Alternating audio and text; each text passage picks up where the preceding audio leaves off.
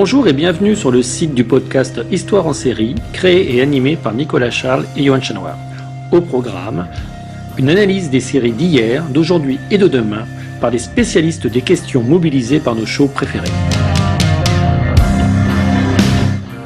Histoire en série, c'est le podcast qui met en relation histoire, sciences humaines et séries.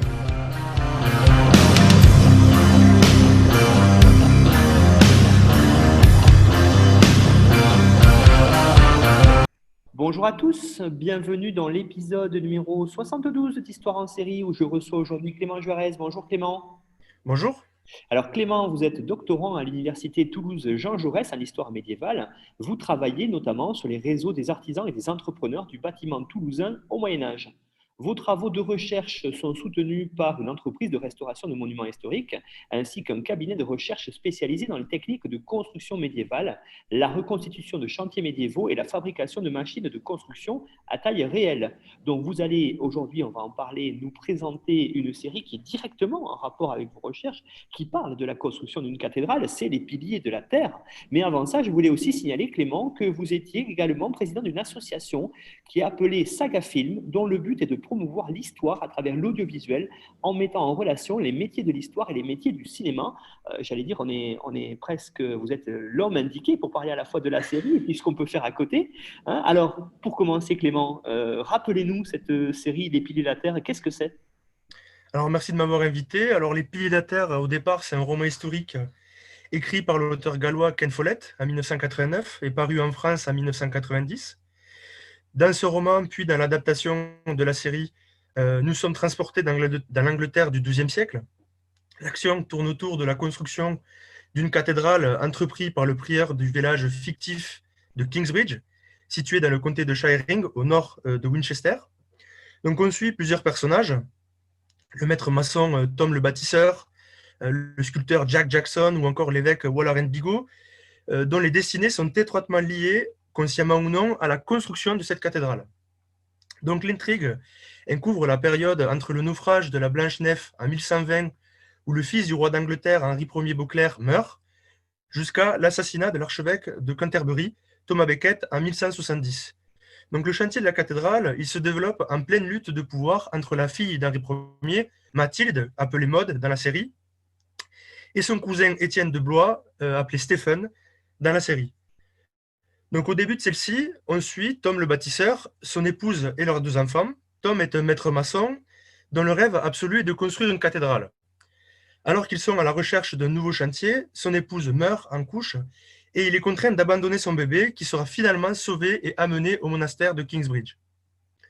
Sur son chemin, Tom et ses enfants rencontrent Hélène et son fils Jack Jackson. Ces derniers se joignent à eux. Donc, tiraillés par la faim, la nouvelle famille arrive au monastère de Kingsbridge avec l'espoir de trouver du travail. Malgré sa générosité, le prieur du monastère, Philippe, ne peut rien leur proposer à part le gîte pour la nuit. Et tourmenté par la peur de mourir de faim, le jeune Jack décide de mettre le feu à la vieille cathédrale du monastère. L'incendie détruit l'ensemble du bâtiment et Tom, y voyant un signe de Dieu, propose au prieur Philippe de reconstruire la cathédrale. Ce dernier accepte et le chantier de l'édifice devra alors surmonter de nombreux obstacles disséminés dans les 8 épisodes de la série, des obstacles en majeure partie dus à l'ambitieux prêtre puis évêque Waller Bigot et à la manipulatrice famille de seigneur Hamlet. Avant d'aller plus loin dans l'étude de la thématique de cette série, vous l'avez dit, en 8 épisodes, Clément, est-ce que vous pourriez en dire plus à la fois sur le réalisateur, bien sûr, c'est important, mais surtout le producteur, parce qu'on va voir que c'est quelqu'un de très connu dans le milieu du cinéma. Oui, en effet, donc le livre de Ken Follett, il est adapté à la télévision en 2010, donc c'est une mini-série, 8 épisodes. Elle est réalisée, cette mini-série, par Sergio Mimica-Sagesan, qu'on a pu voir aux commandes de plusieurs épisodes de la série, par exemple Prison Break, ou de la série Heroes. Plus récemment, Sergio a aussi dirigé la série Les Médicis, Maîtres de Florence, donc peut-être un nouveau podcast. Oui, effectivement, bientôt, c'est prévu. Donc, super, génial. Et du coup, la production de la série, elle est assurée par la boîte Scott Free Films, qui appartient au très connu Ridley Scott et sa filmographie internationale, donc Gladiator, Kingdom of Heaven, etc. Donc, c'est un habitué des grosses productions dites, entre guillemets, historiques. Donc, on sait qu'il se permet quelques facilités on va voir s'il a fait de même avec les pieds de la terre. Donc, il faut être très clair, hein. Le livre de Ken Follett, il fait près de 1000 pages.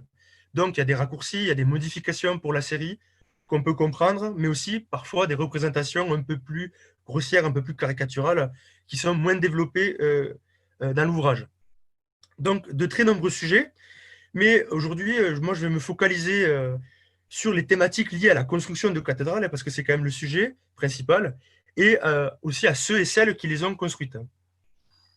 Effectivement, Clément, vous avez tout à fait raison. C'est cette idée de la représentation de la cathédrale qui est tout à fait intéressante puisque on calque souvent notre image actuelle des cathédrales que l'on voit aujourd'hui. On a du mal à s'imaginer à la fois qu'elles ont été construites et puis que c'était des bâtiments aussi polychromes. Donc ça, on y reviendra un peu plus tard. Alors justement, première question là-dessus. On va dire pour les auditeurs peut-être, donnez-nous, Clément, la définition exacte de ce que c'est une cathédrale. Donc, le mot cathédrale, il vient du mot cathèdre, donc le siège. La cathédrale, c'est le siège de l'évêque. Évêque qui est, lui, à la tête d'un diocèse. Donc, c'est l'église de l'évêque. Chaque diocèse a son évêque et chaque évêque a sa cathédrale. Une cathédrale, matériellement, le bâtiment, il est composé d'un chœur, d'un transept, d'une nef et d'un massif occidental par où entrent les fidèles. Dans la série, le commanditaire de la cathédrale n'est pas évêque, mais est le nouveau prieur du monastère de Kingsbridge, c'est Philippe. Donc là, il faut avouer que c'est l'un des premiers exemples de prieur ayant été commanditaire d'une cathédrale au Moyen-Âge. Mais si on met ça de côté, Philippe demande rapidement de l'aide à l'évêque en place pour qu'il lui apporte son soutien financier et le soutien à la construction.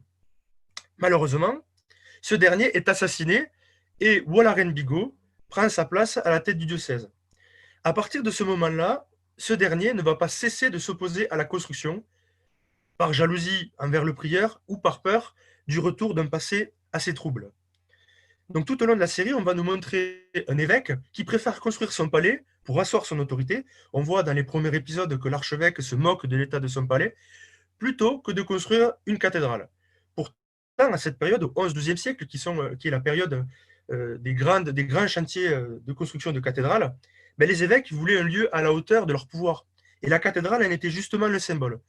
Donc là, il y a, on va dire, un parti pris par les scénaristes.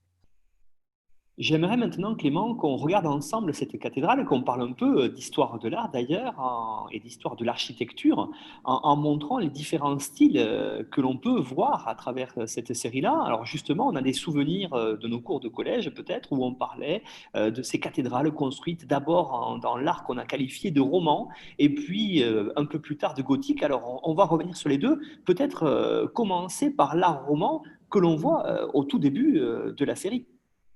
Oui, vous avez raison, dans le premier épisode, on voit pour la première fois apparaître déjà une cathédrale, celle du monastère de Kingsbridge, lors de la visite de Philippe auprès du vieux prieur, sur son lit de mort. Donc on constate que cette église, elle est dans un état délabré, une partie est même en train de s'effondrer. Donc l'atmosphère est assez glaciale, il fait sombre, il pleut, on est vraiment dans le thème de l'hiver médiéval. Donc on retrouve dans ce bâtiment les caractéristiques principales de l'art roman, hein.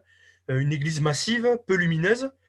La richesse de l'ornementation et la polychromie de cet art sont là un peu oubliés, voire pas du tout représentés. Il faut savoir qu'en Angleterre, ces édifices ils sont déjà de très grande taille, avec des nefs, des chœurs très longs. L'originalité de l'architecture romane anglaise, c'est l'emploi précoce de voûtes sur croisées d'ogives, qu'on associe généralement à l'art gothique. Par exemple, la cathédrale de Durham, au nord de l'Angleterre, en est le plus bel exemple. Elle a été construite à partir de la fin du XIe siècle, puis consacrée dès les années 1130. Donc nous, dans cet épisode, dans ce premier épisode, nous sommes en 1138. On est à la fin d'une grande période d'activité architecturale poussée par les rois normands. Donc l'état délabré de la cathédrale de Kingsbridge, il apparaît un peu hors de ce contexte. Cette représentation colle plus avec la situation de certains édifices religieux qui étaient présents autour de Paris, qui étaient pour une partie vieux et remontés soit à l'Antiquité tardive, soit au premier roman, donc au XIe siècle, on va dire. Quand on a en tête le mot cathédrale, vous allez me dire peut-être que je me trompe, hein, je ne suis pas du tout spécialiste là-dessus, Clément, mais on a souvent ce mot gothique qui nous vient à l'esprit hein, dans l'imaginaire collectif. On pense notamment aux très grands exemples de ce fameux gothique. Alors là, bien sûr, Notre-Dame de Paris, hein, qui a été malheureusement sous les feux de l'actualité il y a quelque temps, mais aussi Amiens, Chartres. Alors, qu'est-ce que justement on a cru bon d'appeler comme ça gothique? Est-ce que vous pourriez nous le présenter et nous présenter ce qu'on en voit dans la série? Le gothique, il faut rappeler que c'est le fruit d'un très long processus. Un processus dans lequel l'accumulation au fil du temps d'innovations, de très petites innovations de détails, sans grande importance immédiate, finissent par apporter un changement majeur à la construction. Le gothique, c'est la combinaison dans un même édifice, de l'arc brisé, de la voûte sur croisées ogives, d'un mur mince et surtout de l'arc boutant. Donc de manière générale, quand on pense à la différence la plus visible avec le roman, c'est la différence de taille. On a vraiment un changement d'échelle entre l'église romane et l'église gothique. Dans le premier épisode, le personnage de Tom est présenté comme un bâtisseur en avance sur son temps. C'est un visionnaire. Il développe déjà dans son discours les grands principes du gothique. L'entrée de la lumière dans l'édifice et la grande élévation, la grande hauteur. Cela correspond à une séquence où la famille de Tom est dans la forêt. Elle est en train de voyager entre plusieurs chantiers. Et le bâtisseur parle à sa femme, Agnès. Il parle d'une grande nef, d'une lumière divine. Et bien sûr, la réalisation fait le reste en montrant des arbres immenses traversés par la lumière du matin.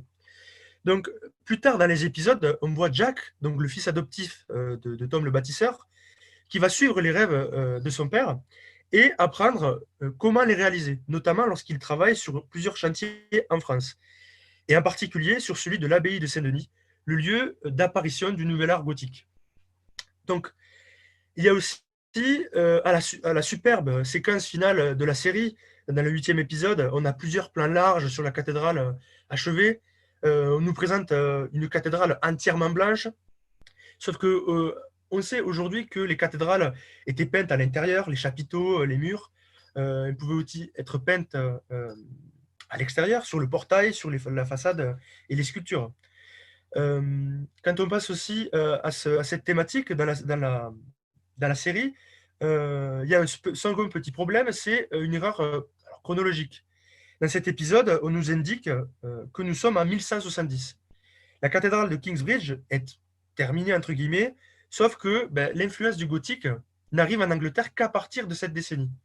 Les premiers chantiers gothiques à adopter le nouveau style en Angleterre commencent en 1175, avec le chantier de la cathédrale de Worcester, et en 1180 pour celle de Wells. D'ailleurs, on remarque que cette cathédrale de Wells a dû inspirer les créateurs de la série, comme notamment celle de Salisbury, elle aussi construite plus tard que la période des peintes des piédataires au XIIIe siècle. Donc l'Angleterre, elle s'ouvre au nouvel ère, elle s'ouvre au gothique, mais en l'adaptant à ses traditions. Ce que l'on appelle aujourd'hui le premier gothique anglais. Donc la principale différence est qu'en Angleterre, on construit sur un plan horizontal avec des nefs et des chœurs tout en longueur, tandis que pour le premier gothique autour de Paris, on construit sur un plan beaucoup plus vertical, beaucoup plus dans la hauteur. Donc la majorité des cathédrales anglaises ont des voûtes allant de 20 à 26 mètres de haut, tandis qu'en France, Notre-Dame de Paris est à 33 mètres. Et les plus élevées comme Beauvais ou Amiens dépassent les 40 mètres sous voûte. Donc dans l'épisode final, la série a beau représenter une architecture qui correspond au modèle anglais, une cathédrale du premier gothique anglais, dans les discours, c'est plutôt les formes présentes en France que les personnages de Tom et Jack semblent nous décrire, en nous parlant d'élévation et de hauteur.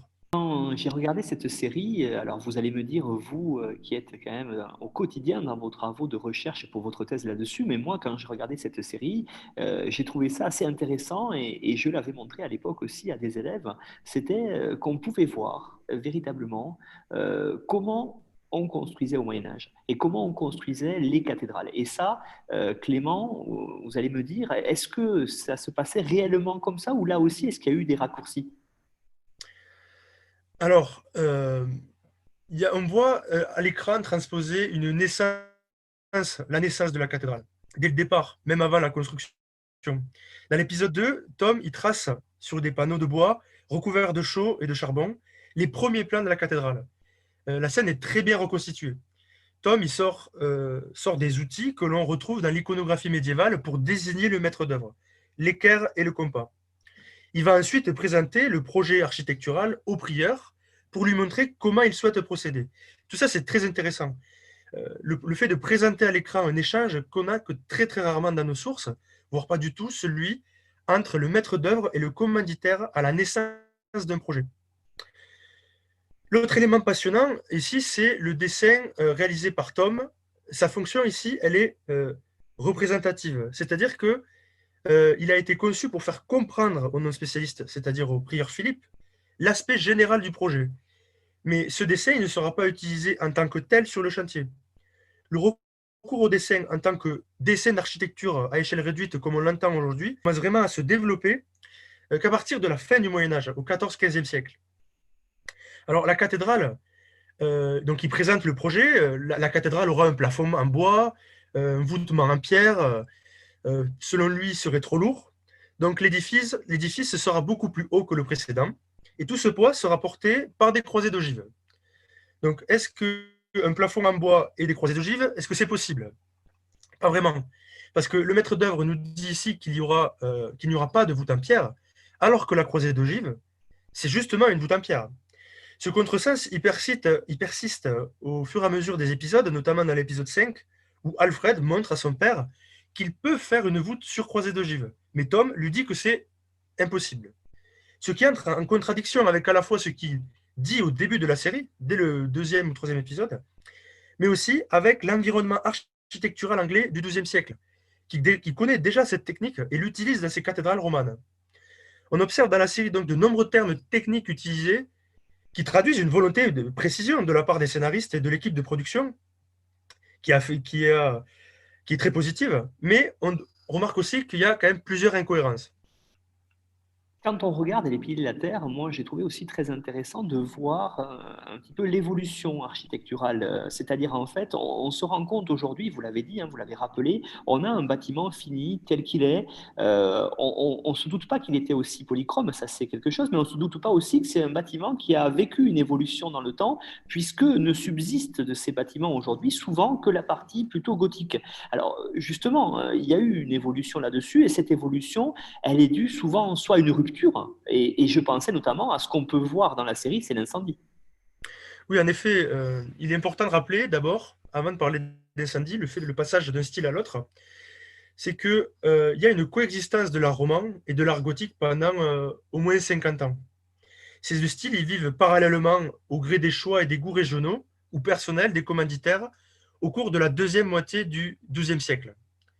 Comme vous l'avez dit, dans la série, à l'épisode 2, il y a un incendie de la cathédrale romane de Kingsbridge qui rappelle nombre de ceux qui se sont produits au Moyen-Âge, notamment celui de la cathédrale de Canterbury en 1175.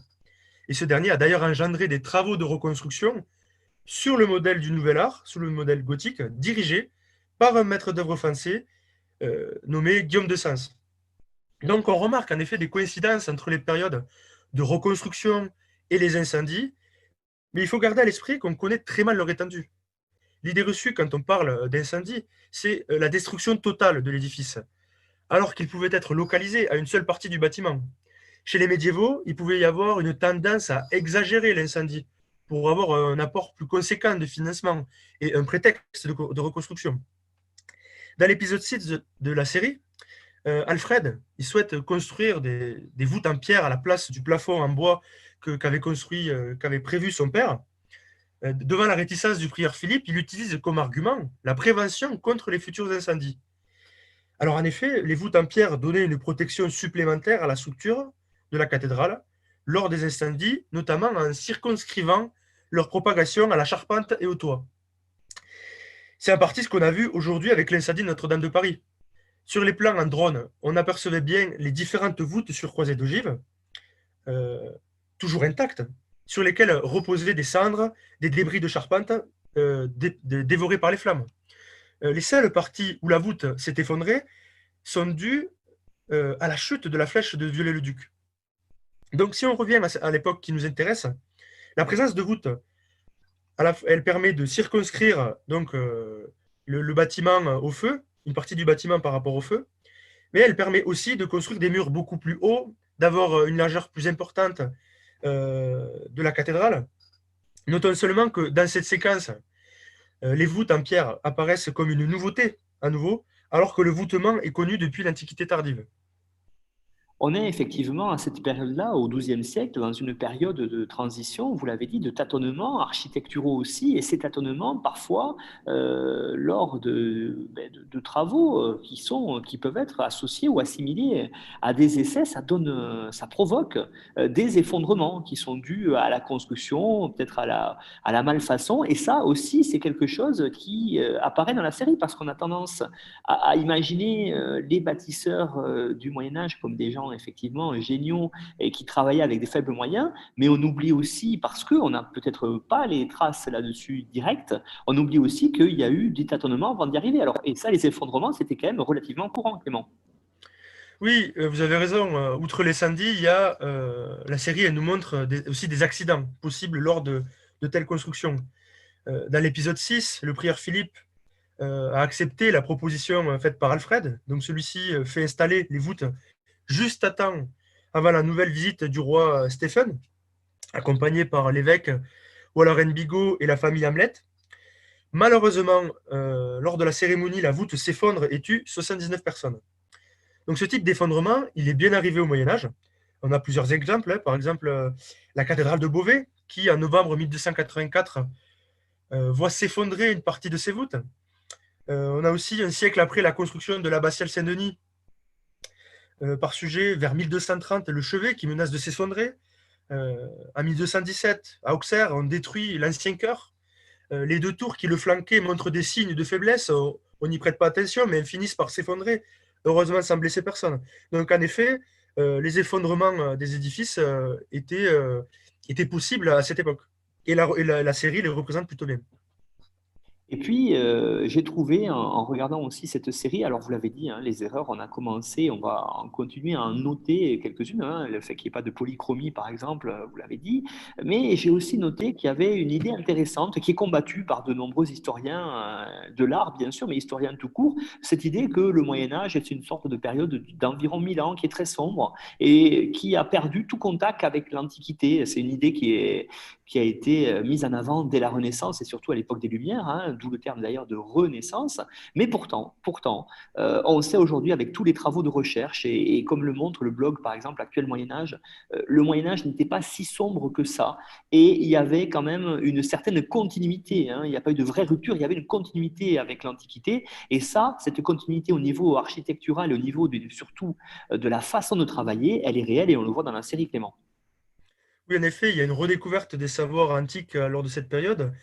Dans l'épisode 7, on suit Jack sur le chantier de l'abbatiale Saint-Denis, où il est sculpteur.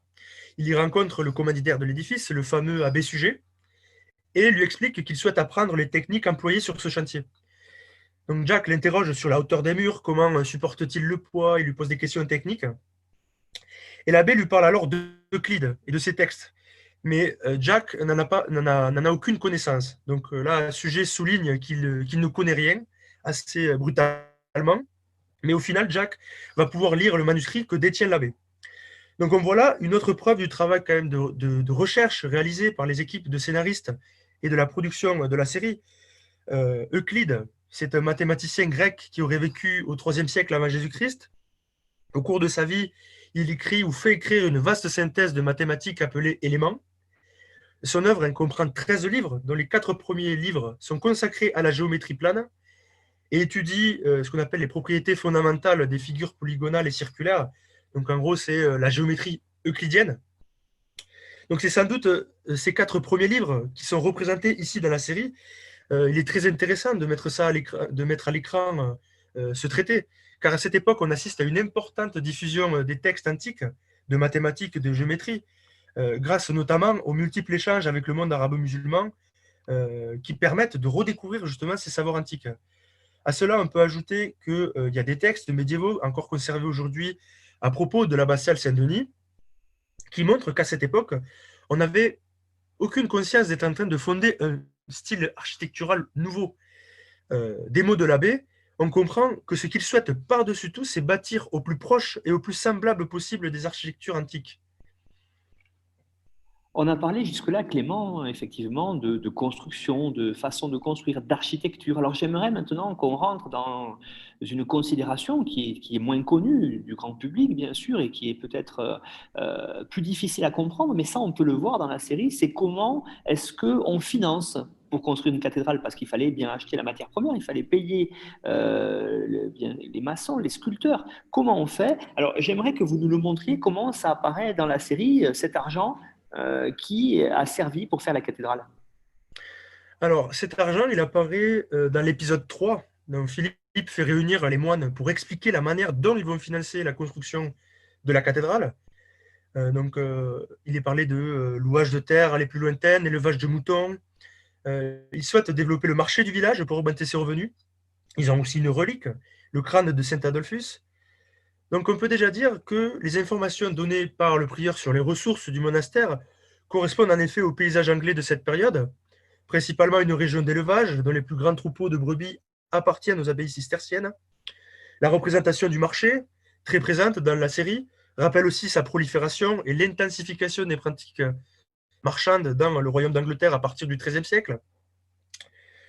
Cependant, la construction d'une cathédrale par un évêque et son chapitre soulevait des montants considérables et pouvait apparaître comme un gouffre financier.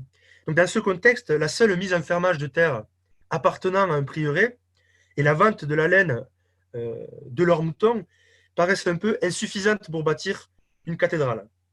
Cependant, ce qui est intéressant ici aussi, c'est qu'il faut rappeler que le financement d'un chantier peut changer selon la nature de l'édifice à construire, en fonction de son commanditaire, mais aussi être influencé par l'économie des villes et régions dans lesquelles il est implanté.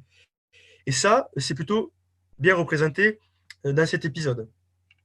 Justement, Clément, à ce moment-là, si on vous suit, il y a les gens, bien sûr, qui s'occupent de la construction elle-même, de l'architecture, on va dire, et puis il y a ceux qui sont là pour financer la cathédrale. Il y a une sorte de direction double, alors, quand on construit une cathédrale. Oui, en effet, les chantiers de construction, ils sont menés à la fois par une direction financière et une direction technique. La direction financière, elle est occupée par ce qu'on appelle un maître d'ouvrage, qui correspond au commanditaire. Cette place, elle est bien représentée dans la série par le prieur Philippe.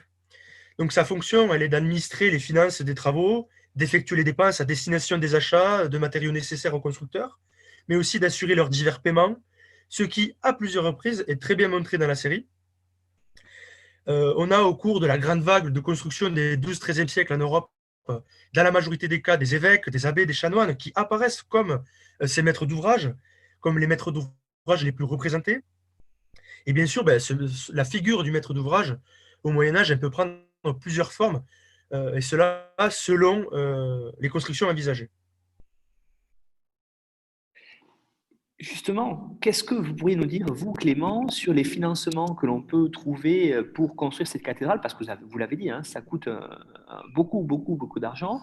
Et donc, les ressources propres seules de la fabrique ne sont pas suffisantes. Alors, on va chercher l'argent où, Clément? Les chantiers médiévaux, en effet, ils vivent au rythme de l'argent. Pour un projet de cette envergure, le financement s'appuyait en partie sur les revenus du diocèse de l'évêque. Lui-même pouvait également puiser dans ses fonds propres, ce qui n'est pas le cas pour la cathédrale de Kingsbridge, puisque, dans un premier temps, ce n'est pas vraiment la cathédrale de l'évêque, c'est celle d'un prieuré. Donc là, petite incohérence. Et deuxièmement, l'évêque en place, à partir du début du chantier, comme on l'a déjà dit plus précédemment, il fait tout pour l'arrêter, au profit de la construction de son propre palais, qu'il ne construit pas au final, puisque Warren finit archevêque de Canterbury, et dont le palais est déjà construit. Donc, là, si on s'arrête un peu sur cette thématique, dans tous les cas, même si le chantier de Kingsbridge avait ce type de fonds, des ressources supplémentaires étaient nécessaires pour construire la cathédrale.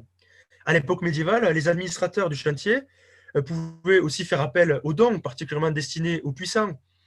On voit à plusieurs reprises Philippe venir discuter avec le roi Stephen, essayer d'avoir son soutien. Mais aussi, il pouvait y avoir des confréries composées de membres aisés qui fondaient et placés sous le patronage de saints et qui se développaient pour participer à l'œuvre. Il y avait également des confréries de métiers qui pouvaient aussi prendre part au coût de la cathédrale. Dans la série, on voit aussi l'importance de posséder une relique avec le crâne de Saint Adolphus, dont la statue est fabriquée par Jack. Cette statue cette relique permet de présenter aux fidèles, de faire une présentation à laquelle on associe des quêtes. Pour financer la cathédrale, on compte aussi sur les dons et les legs testamentaires. Les personnes voulant s'assurer de bénéficier des messes et de prières pouvaient aussi léguer des terres ou de l'argent à la construction de l'édifice à venir. Donc, une multitude de moyens de financement. Et contrairement aux idées reçues courantes lorsqu'il s'agit de la construction au Moyen-Âge, c'est bien cette absence de financement, cette absence d'argent qui provoque l'allongement des temps de construction des bâtiments, plutôt que le déficit technique ou technologique qu'on prête à cette période. Du moment où ces chantiers ne sont plus financés, le travail s'arrête et ne reprend parfois que plusieurs années plus tard, le temps pour les commanditaires de trouver l'argent nécessaire. Cela est très bien représenté dans la série, parce que Philippe passe son temps à chercher de nouveaux moyens de financer sa cathédrale et d'éviter l'arrêt de son chantier. Pour assurer le bon fonctionnement d'une telle entreprise, vous l'avez dit, il y a la fabrique.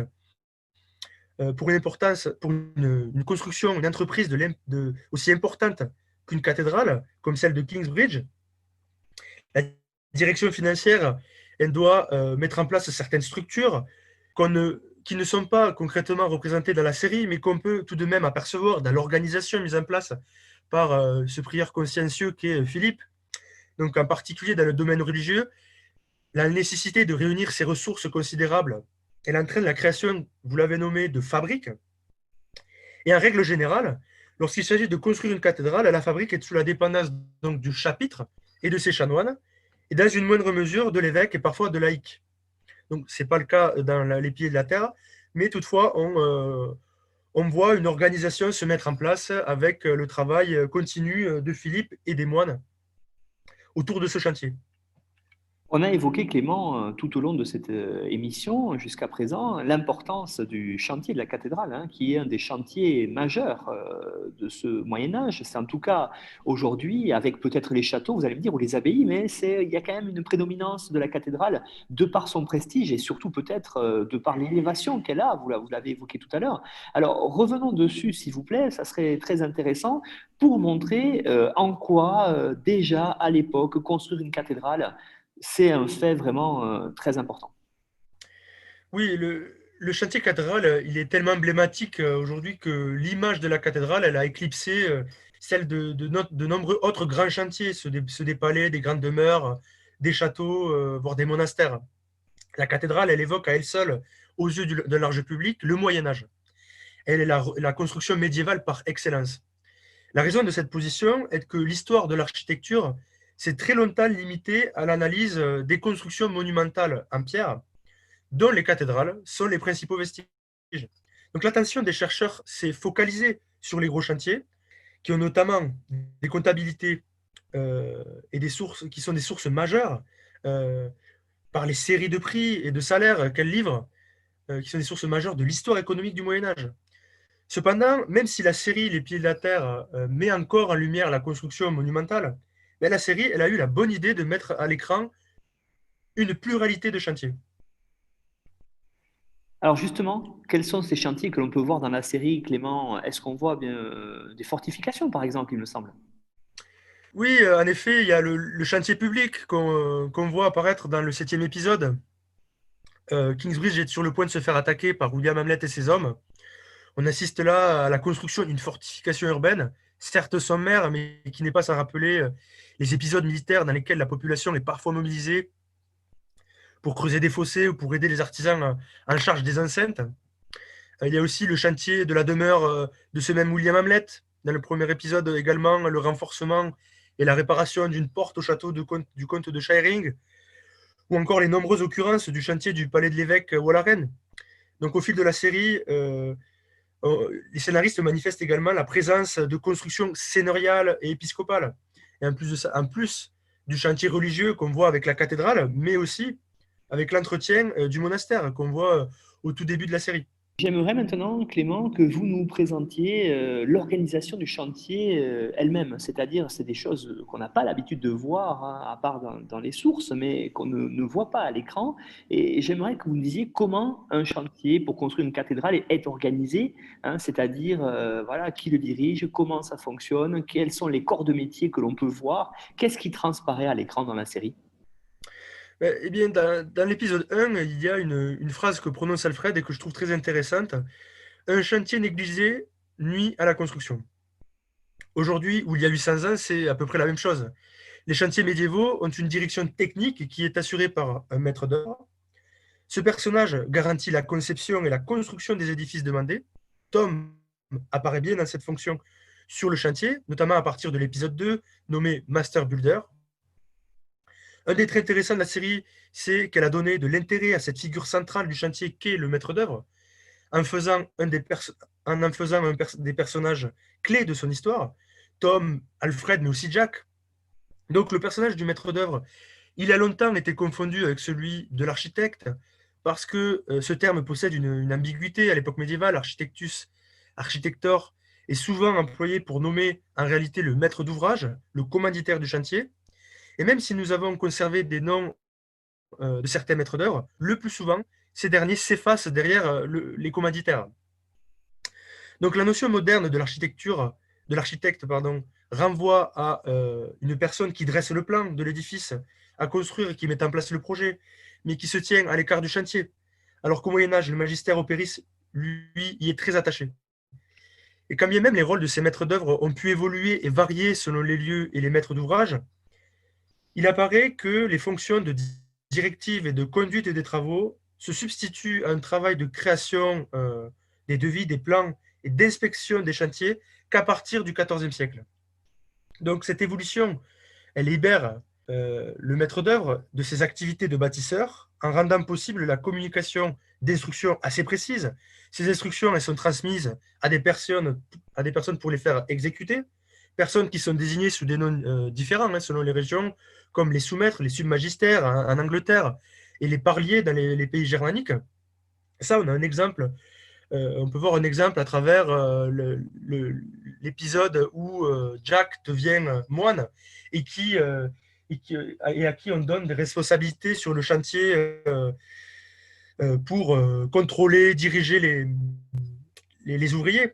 Mais malgré cela, donc l'architecte, ça reste une figure encore très rare à la fin du Moyen-Âge, et c'est pourquoi on lui préfère la dénomination de maître d'œuvre pour indiquer la personne élaborant et dirigeant les travaux. Donc c'est une appellation qui est à la fois beaucoup plus large et beaucoup moins anachronique.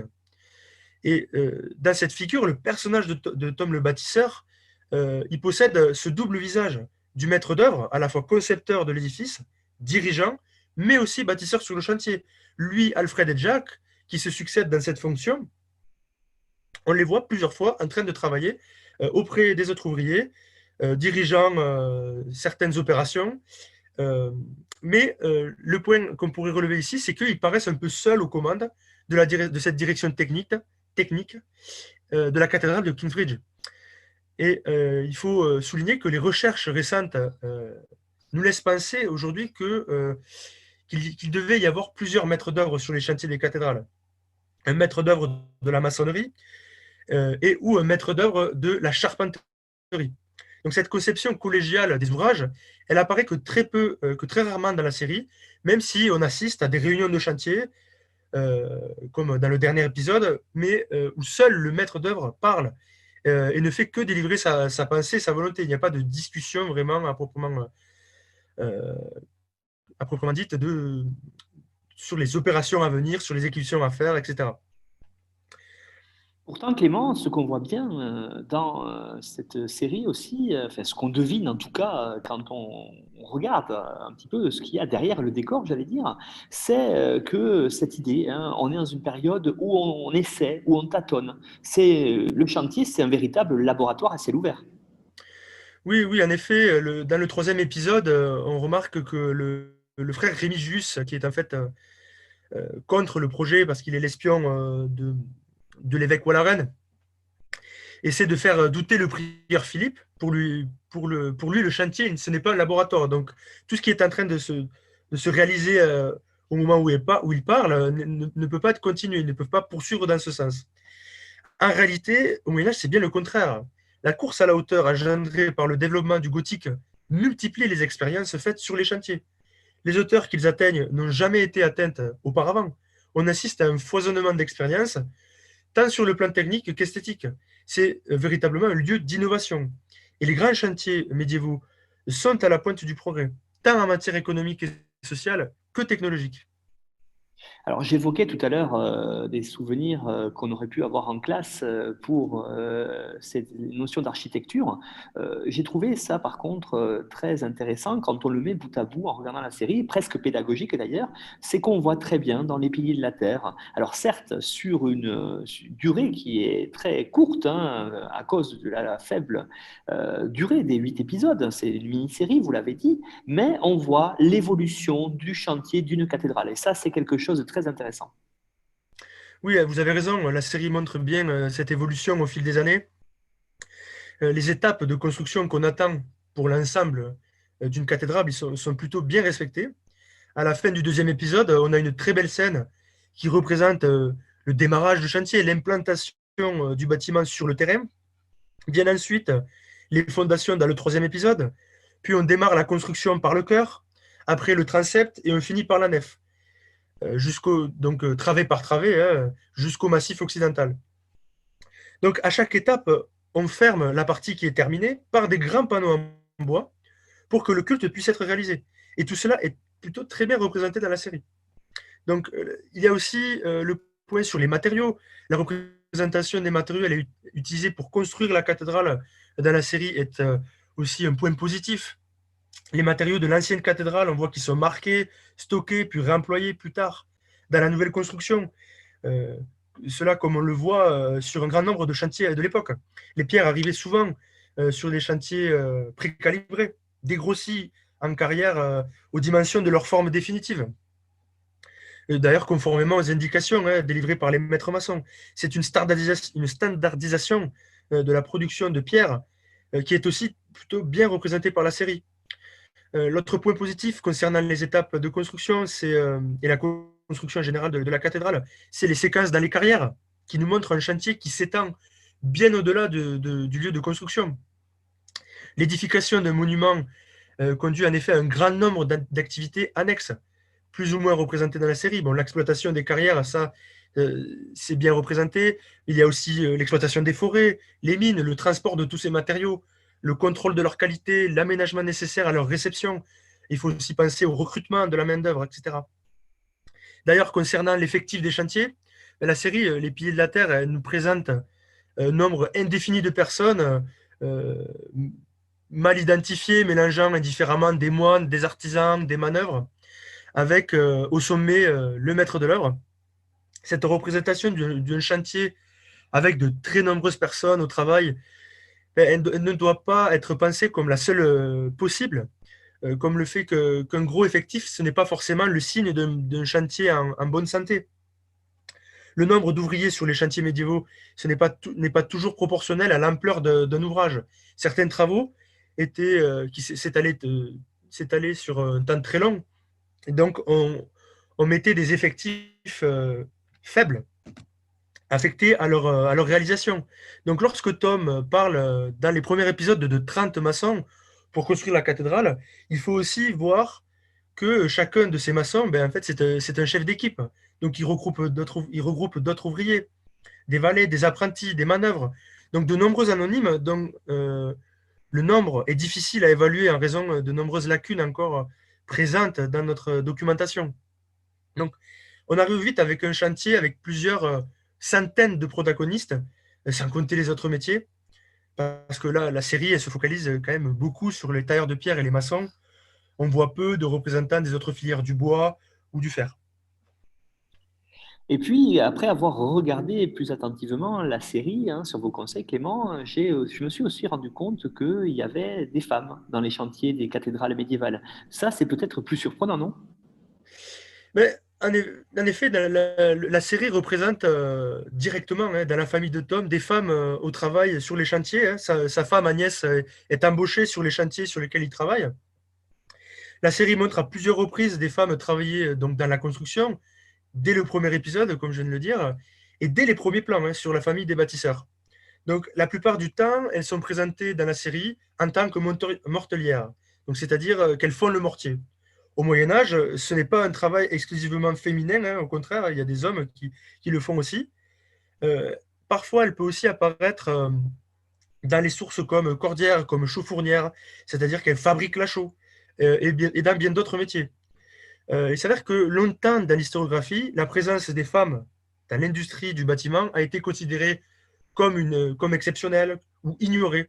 Mais il y a des études récentes qui ont montré que ce n'est pas justifié. Elles apparaissent sous différentes formes, notamment en participant à la confrérie professionnelle, dans le commerce, la production de matériaux, ou encore même à travers les activités sur les chantiers. Dans la série, on a, même si elle n'est pas même si elle ne fait pas un métier du bâtiment, on a aussi un personnage féminin très fort, la personne d'Aliena. Au début de la série, elle se retrouve extrêmement pauvre, on lui a retiré son titre, et au fur et à mesure des épisodes, elle devient une véritable entrepreneuse, notamment dans le commerce de la laine. Donc c'est un point très intéressant soulevé par la série. Et comment, Clément, pourriez-vous maintenant développer, savoir comment étaient payés tous ces gens qui travaillaient? Vous l'avez dit, ils pouvaient être fort nombreux. On a parlé du coût élevé de la construction d'une cathédrale. Ce n'est pas que l'achat de matériaux. Il fallait bien sûr payer les maîtres d'œuvre et surtout les ouvriers.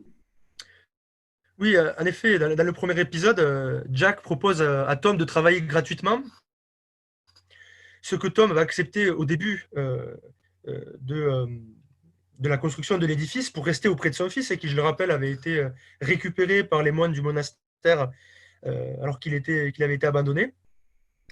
Donc en réalité, au Moyen-Âge, les ouvriers des cathédrales étaient payés et toujours payés. Pour un maître d'œuvre du niveau de Tom le bâtisseur, travailler gratuitement serait impensable, même si c'est une cathédrale. Et c'est bien pour cette raison d'ailleurs qu'il précise au prieur Philippe qu'il devra le payer plus tard. On rencontre trois façons de rémunérer le travail des artisans très répandues au Moyen-Âge.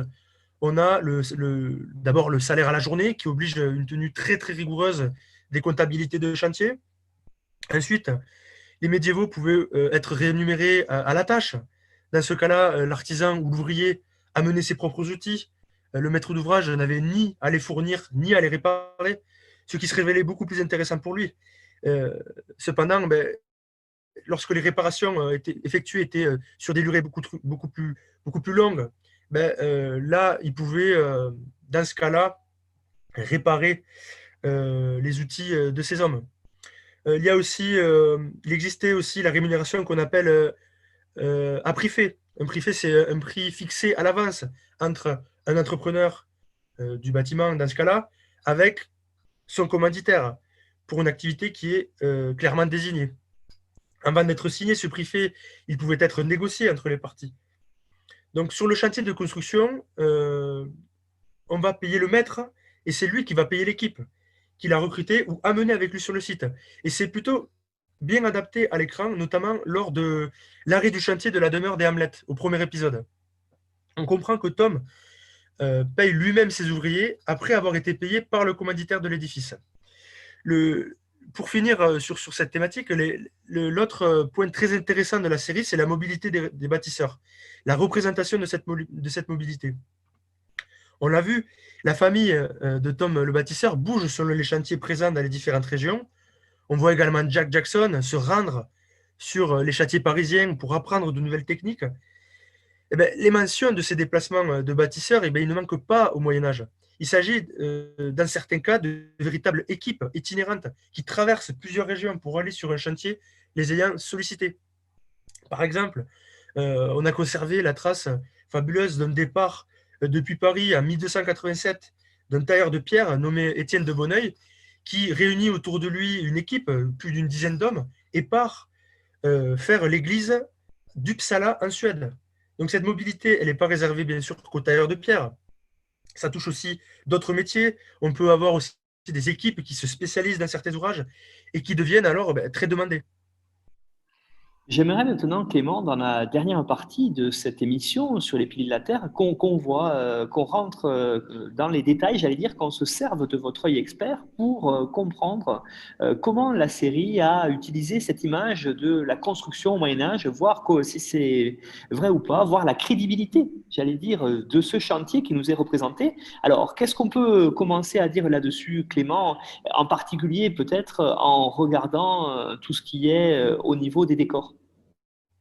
Mais dans l'épisode 3, on est immergé complètement dans le chantier avec un plan large sur le site où les ouvriers s'activent. Donc, on voit des manœuvres, on voit des charpentiers qui fabriquent les machines de levage.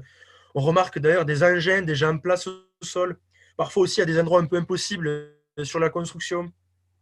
Il faut bien souligner que les décorateurs de la série ont fait vraiment un effort d'analyse des aluminiums médiévales, mais ils ont pris ces représentations un peu pour argent comptant. Les aluminures doivent toujours faire l'objet de critiques très serrées, d'autant plus que la plupart des représentations des chantiers et des cathédrales conservées sont réalisées au XVe siècle, soit une époque où le temps des grandes cathédrales est terminé. Donc on voit ici et là des propositions qui sont très intéressantes, notamment pour les échafaudages. On voit toujours sur les façades un énorme échafaudage qui prend toute la façade, mais en réalité, il y avait une économie du bois, on réutilisait l'échafaudage au fur et à mesure de la construction, au fur et à mesure de l'élévation du bâtiment. Donc voilà, il y a différents process qui ont été testés, qui ont été mis à l'écran par les scénaristes de la série. En particulier, on voit des machines. Alors, est-ce que ces machines, il faut les prendre pour argent comptant ou est-ce que là aussi, il y a eu des raccourcis?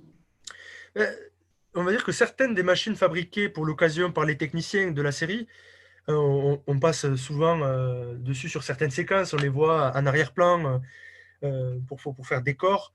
Mais, si on s'attarde un peu dessus, les techniciens de la série ne pourraient pas vraiment les faire fonctionner.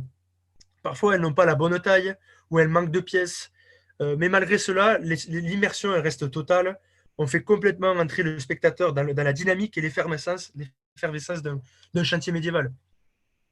On voit dans cette mini-série beaucoup de personnages, bien sûr. On voit des ouvriers, on les voit en costume d'époque. Alors, est-ce que là aussi, c'est assez réaliste? Est-ce que on peut se fier à la représentation des costumes dans les piliers de la Terre par rapport à ce qui se passait au XIIe siècle?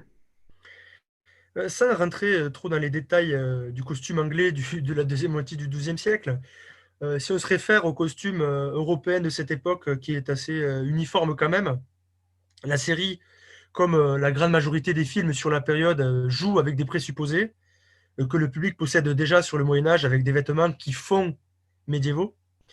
Typiquement, l'utilisation de lacets dans beaucoup de vêtements symbolise une époque ancienne, car nous, on n'en porte plus du tout aujourd'hui. Pourtant, il n'y en avait pas au XIIe siècle. Du même pour les accessoires en cuir, qui sont beaucoup trop répandus à l'écran, beaucoup trop représentés. Les hommes de guerre sont présentés également dans des tenues sombres avec des plastrons à l'antique. Mais c'est une vision des choses très romantique et en rien réaliste. Les nobles et les combattants affichaient leur statut grâce à leur couleur, à la couleur de leurs vêtements et à leurs équipements. Donc les tenues des femmes, quant à elles, s'inspirent largement du costume de la fin du Moyen Âge, avec des décolletés laissant dévoiler la chemise, des manches évasées et de nombreux lacets. À l'inverse de cela, la femme du XIIe siècle ne dévoile pas sa chemise en public. Seuls ses mains et son visage sont nus et ses cheveux sont voilés lorsqu'elle est mariée. Donc la mode vestimentaire du XIIe siècle n'est pas représentatif du Moyen Âge que les gens ont en tête. C'est pourquoi beaucoup de films utilisent les costumes bien plus proches de la vision générale que de la réalité. D'autant que la réalité du costume de cette époque est tout de même bien difficile à appréhender faute de représentation iconographique très détaillée. Qu'est-ce qu'on pourrait dire justement? Qu'est-ce qui saute aux yeux, Clément, là-dessus, sur les grosses erreurs que l'on peut voir? Bah, ce qui saute aux yeux, c'est qu'il y a souvent des couleurs très fades. Il y a quelques aristocrates qui portent de la couleur, mais elle est bien loin de ce qu'elle aurait vraiment été au XIIe siècle.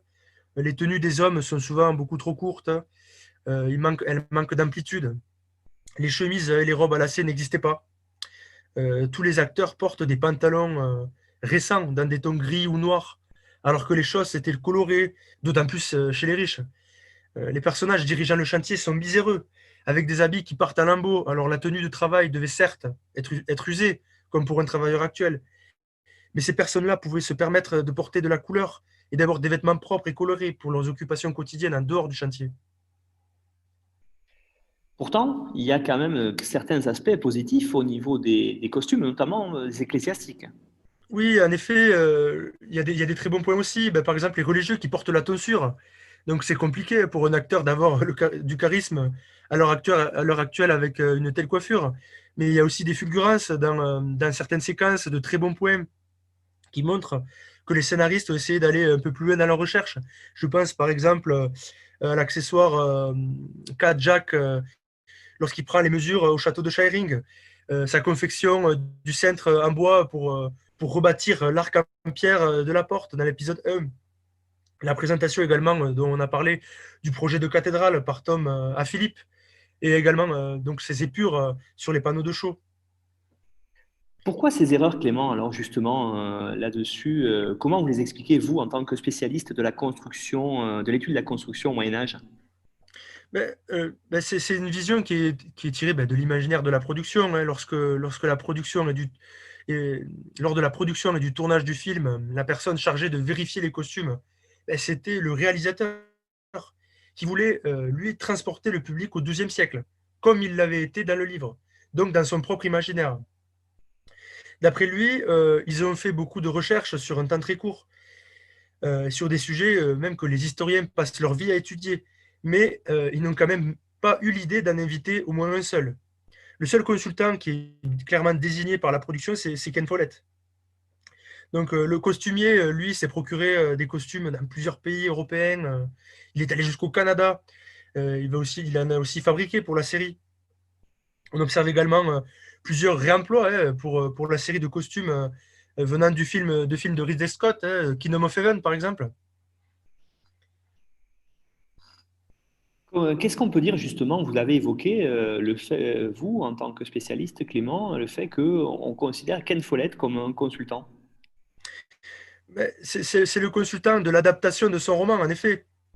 Mais après, il y a quand même une absence de consultant, on va dire, historique, de chercheur, à l'inverse du film Au nom de la rose, où Jacques Le Goff, même s'il il n'a pas voulu apparaître dans le générique de fin, au final, était consultant. Et il avait avec lui huit autres spécialistes. Donc la conséquence pour la série, c'est que, selon les mots du réalisateur, lorsqu'il manquait quelque chose, il se mettait simplement à la place des personnages et essayer de comprendre comment ils avaient fait avec les technologies de l'époque. Donc tout cela est lié à la représentation des réalisateurs et de la production qui se sont faits de cette période historique. Donc c'est un peu compliqué lorsque on souhaite faire une création d'une série censée être historique.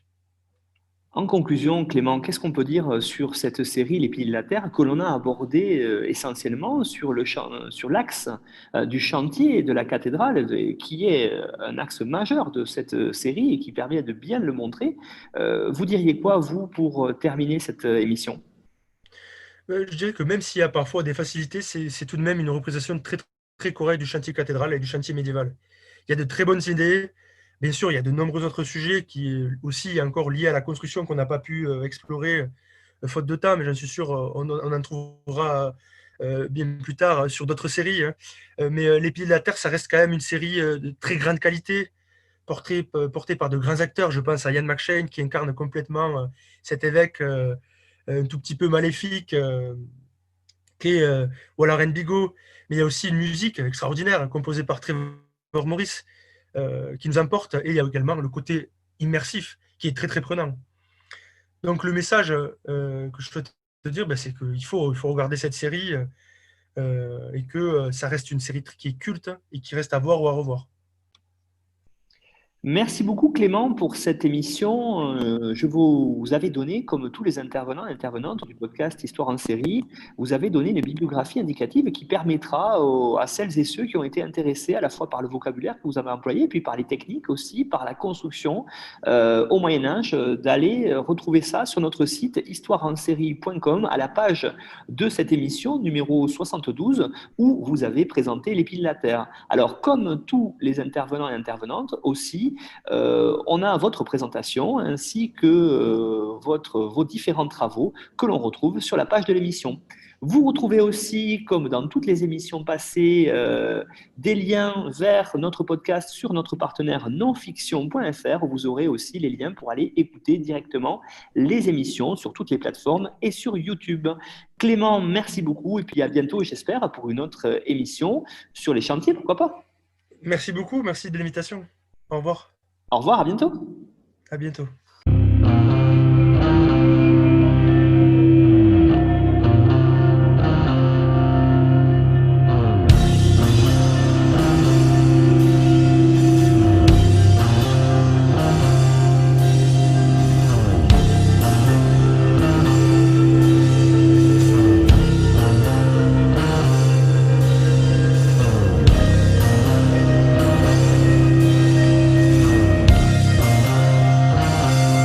Retrouvez-nous sur Twitter @Histoire en série pour connaître le programme à venir ainsi que des conseils bibliographiques.